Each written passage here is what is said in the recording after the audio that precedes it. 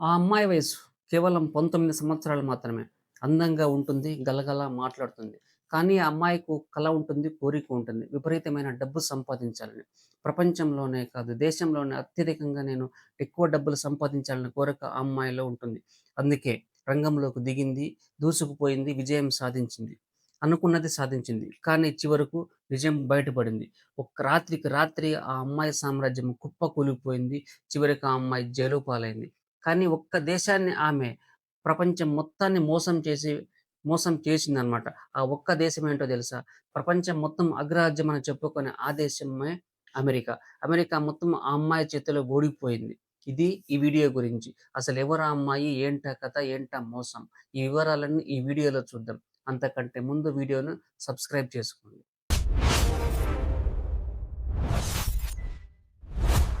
Hi everybody. Welcome to Venky's thoughts. నేను మీ వెంకట్ మన్నెపూల. అది 1984 1984 సంవత్సరం. దేశం అమెరికా. ఆ అమ్మాయి పేరు ఎలిజబెత్ హోమ్స్. 1984లోనే ఆ అమ్మాయి జన్మించింది. 2003 వచ్చేపాటికి ఆ అమ్మాయికి 19 సంవత్సరాలు వచ్చేసాయి. స్టాన్ఫోర్డ్ యూనివర్సిటీలో బీటెక్ చేసింది. కానీ ఆ అమ్మాయికి ఒక కల ఉంటుంది.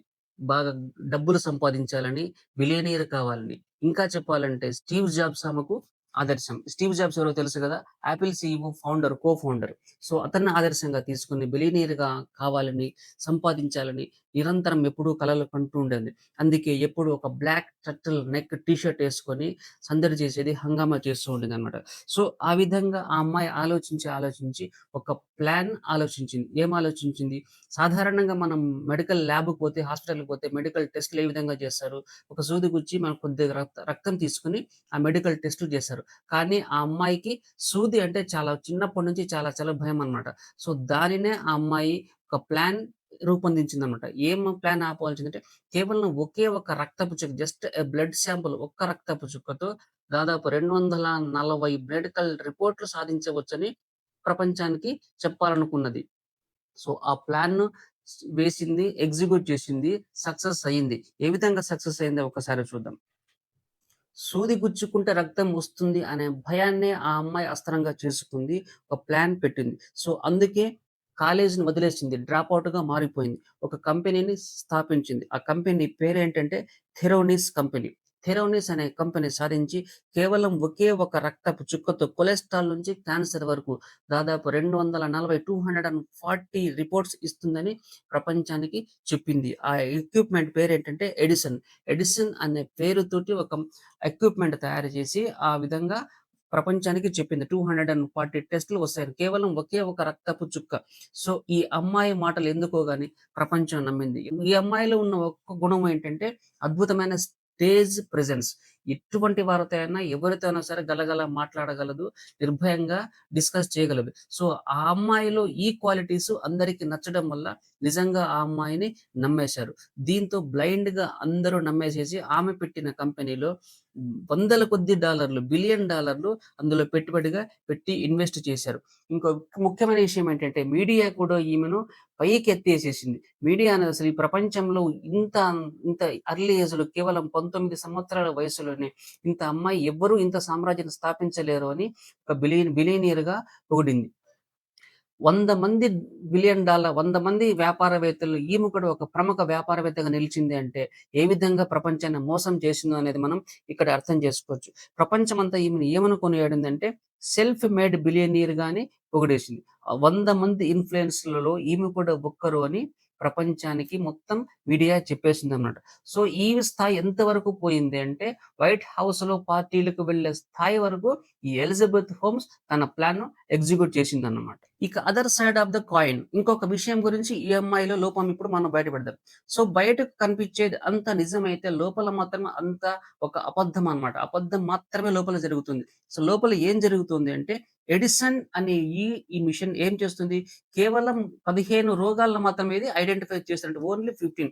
కానీ వీళ్ళే చెప్పింది 240 రోగాలని ఇది ఐడెంటిఫై చేస్తుంది అని. కానీ ఎడిసన్ అనే మిషన్ ఏం చేస్తుంది? ఓన్లీ 15 మాత్రమే చేస్తుంది. సో, ఈ మిగతా రిమైనింగ్ రోగాలను ఏ విధంగా వీళ్ళు డిటెక్ట్ చేస్తున్నారు అంటే, బయట మార్కెట్‌లో లభించే ఎక్విప్‌మెంట్ తీసుకొనొచ్చి వాళ్ళ కంపెనీలో పెట్టి, ఆ విషయాన్ని దాచేసి, ఆ రిపోర్ట్‌లు మొత్తం ప్రపంచానికి చెప్తున్నారన్నమాట. సో, ఈ విధంగా మోసం జరుగుతూ జరుగుతుంటే ఒకరోజు ఏం జరిగింది అంటే అరిజోనా అనే ఒక సిటీకి చెందిన ఒక ఆమెకు ఆరోగ్యం బాగోలేకపోతే అక్కడ మెడికల్ టెస్ట్‌లో ఆ ల్యాబ్‌లో బ్లడ్ ఇచ్చిందన్నమాట. సో, బ్లడ్ రిపోర్ట్ ఇవ్వడంతో ఆ అమ్మాయి ఆమె చాలా డేంజరస్ పరిస్థితిలో ఉన్నది. ప్రాణాపాయంలో ఉన్నదని ఆమెకు రిపోర్ట్ వచ్చింది. సో, దీంతో ఆమె భయపడి వెంటనే పరిగెత్తుకు వెళ్లి మరో హాస్పిటల్‌కి వెళ్లి టెస్ట్ చేయించింది. బ్లడ్ శాంపుల్ ఇచ్చి టెస్ట్ చేయించుకుందంట. కానీ ఆ రిపోర్ట్‌లో అంతా నార్మల్‌గా ఉన్నది అని అప్పుడు బయటకు తేలింది. అప్పటి నుంచి ఈ ఎలిజబెత్ హోమ్స్ ప్రారంభించిన ఈ ప్లాన్స్ అది అనుమానాలు బయటికి రావడం మొదలుపెట్టాయి. మోసం మొత్తం బయటికి వచ్చేసింది. ఏ విధంగా? విత్ ప్రూఫ్ బయటకొచ్చింది. అక్కడ జరుగుతున్నది మోసమే. కేవలం మాటలు, అందాన్ని పెట్టుబడిగా పెట్టి కేవలం అక్కడ మోసం జరుగుతోందని ప్రపంచానికి తెలియజేసిందన్నమాట. సో, ఈ విధంగా ఈ విషయం ప్రచారమయ్యి చివరికి అమెరికా ప్రభుత్వం దృష్టికి వెళ్ళింది. అక్కడ ఎఫ్‌డీఏ అని ఒక కంపెనీ ఉంటుంది. కంపెనీ కాదు, ఒక గవర్నమెంట్ సంస్థ అన్నమాట. Food and drug administration department అనేది ఒకటుంటుంది. సో, వాళ్ళు ఎంక్వైరీ చేయడం మొదలుపెట్టారు. ఈ ఎలిజబెత్ హోమ్స్ పెట్టిన కంపెనీ ఏంటి? అక్కడ ఏం జరుగుతుంది? ఏమేం జరుగుతుంది? అనేది అక్కడ ఎంక్వైరీ చేయడం మొదలుపెట్టారు. సో, ఆ ఎంక్వైరీలో ఏమని తేలింది? మొత్తం అక్కడ చీటింగ్ అనేది జరుగుతుంది. మొత్తం అక్కడ మోసమే జరుగుతుంది అని తెలిసింది. దీంతో ఆ అమ్మాయిపై ఒక క్రిమినల్ కేస్ ఫైల్ చేశారు పోలీసులు.